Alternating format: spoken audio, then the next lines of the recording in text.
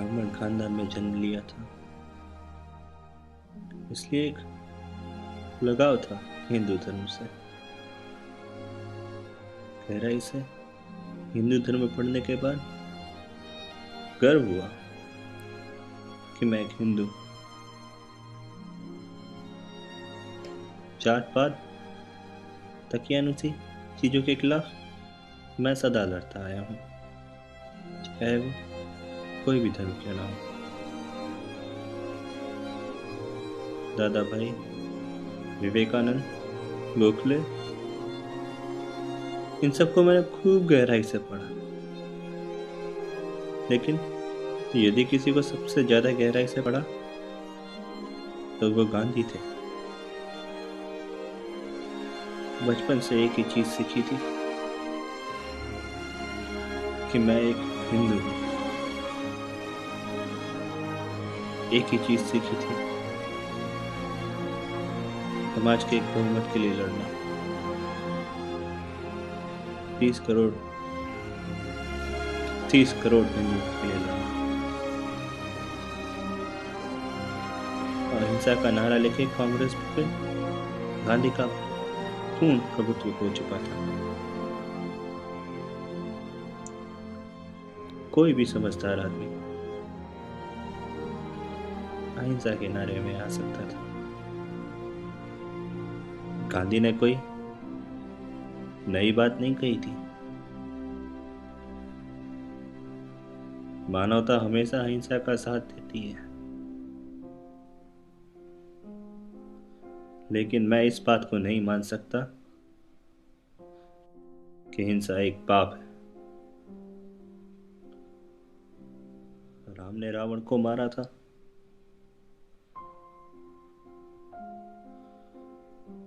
कृष्ण ने कंस को मारा था। महाभारत में हिंसा हुई थी अत्याचार के खिलाफ, और मुझे पूरा यकीन है उन्हें कोई पछतावा नहीं होगा हिंसा करने पर। नजदीकी इतिहास में भी शिवाजी लड़े थे अफजल खान को भगाने के लिए। गुरु गोविंद सिंह, राणा प्रताप, ये सब लड़े थे। सबको गर्व था, किसी ने कुछ गलत नहीं किया था।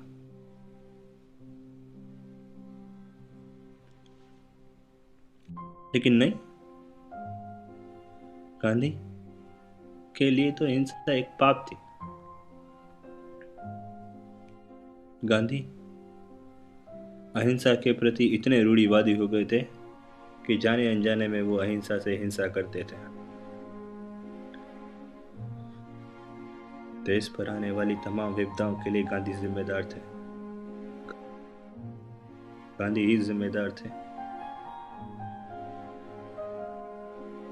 पिछले 32 सालों से गांधी ने मुसलमानों का ही साथ दिया। नहीं देखा गया मुझसे। सोच लिया मैंने, जाना होगा उनको। उनकी एक बात ना मानी जाती तो वो अनशन करते थे। पूरा कांग्रेस, पूरा भारत झुक जाता था। पूरा हिंदुस्तान झुक जाता था जब वो अनशन करते थे।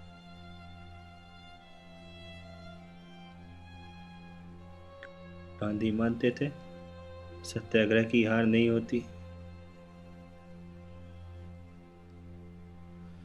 सत्याग्रह कब शुरू करना है, सत्याग्रह कब खत्म करना है, ये भी सिर्फ वही जानते थे।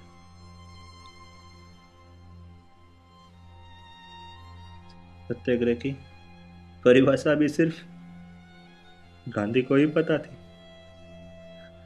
कोई नहीं जानता था कि सत्याग्रह क्या होता है।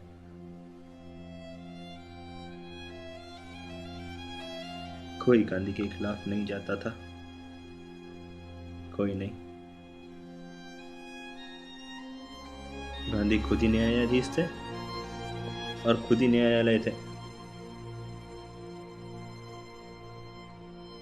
देश पर आने वाली तमाम विपदाओं के लिए गांधी अकेले जिम्मेदार थे। सिर्फ गांधी जिम्मेदार थे। अनशन उनका बहुत बड़ा हथियार था, बहुत बड़ा।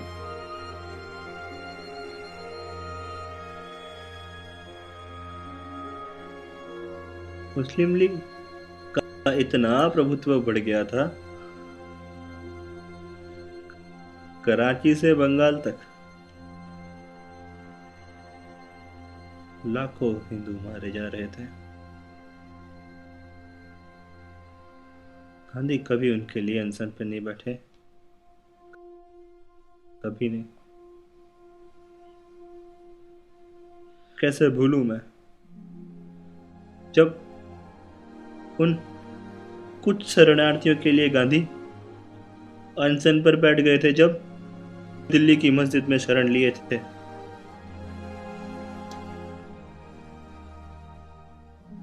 सिर्फ इसलिए कि वो हिंदू थे और मस्जिद में शरण लिए थे। गांधी कभी हिंदुओं के लिए अनशन पर नहीं बैठे। कैसे भूलूं मैं। गांधी खुद जानते थे कि हिंदी हमारी राष्ट्रभाषा है।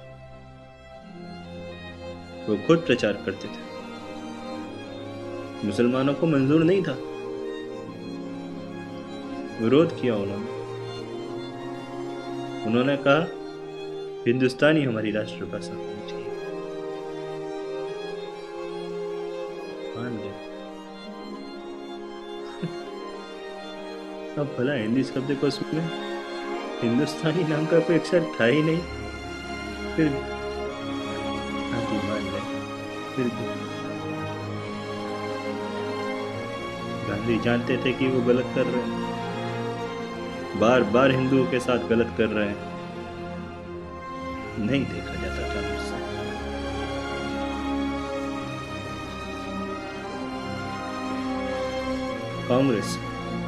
कांग्रेस अपने आप को राष्ट्रवादी पार्टी कहती। एक बार मुस्लिम लीग सरकार गिरा चुकी थी और कांग्रेस समझ चुकी थी कि पाकिस्तान बनेगा। जिन्ना के सामने कांग्रेस ने घुटने टेक दिए थे। 30 जून 1948। 30 जून 1948 ये वो दिन था जब हमें आजादी मिलनी थी।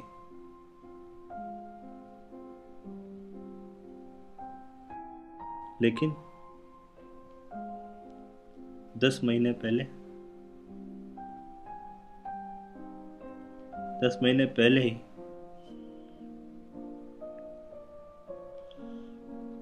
10 महीने पहले ही 15 अगस्त 1947 के दिन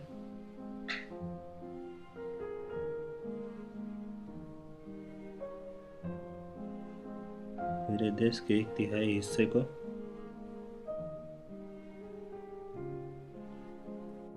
विदेश बना दिया गया।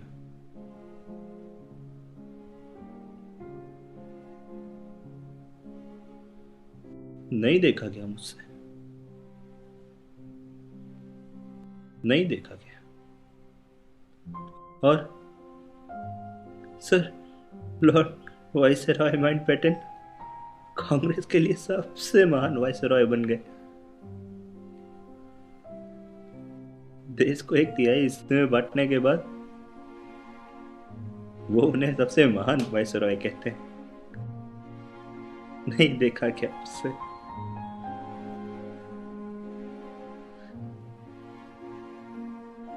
पिछले 30 सालों में ये हासिल किया गांधी ने,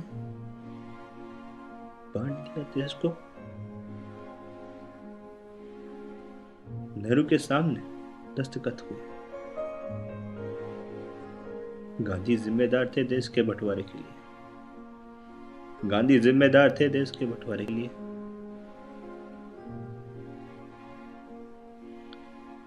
मैं जानता हूं मैंने क्या किया।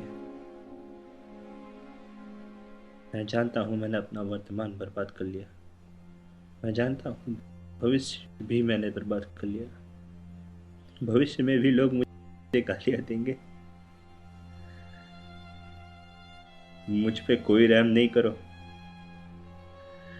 मुझे कोई गिला नहीं, कोई अफसोस नहीं, क्योंकि मेरे को इतना पता है गांधी मेरे देश के राष्ट्रपिता है ही नहीं।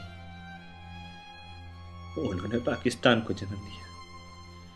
वो पाकिस्तान के राष्ट्रपिता है। और कोई शख्सियत, कोई भी शख्सियत, चाहे वो गांधी ही क्यों ना हो, मुल्क से बड़ी नहीं हो सकती। नहीं हो सकती। नहीं हो सकती।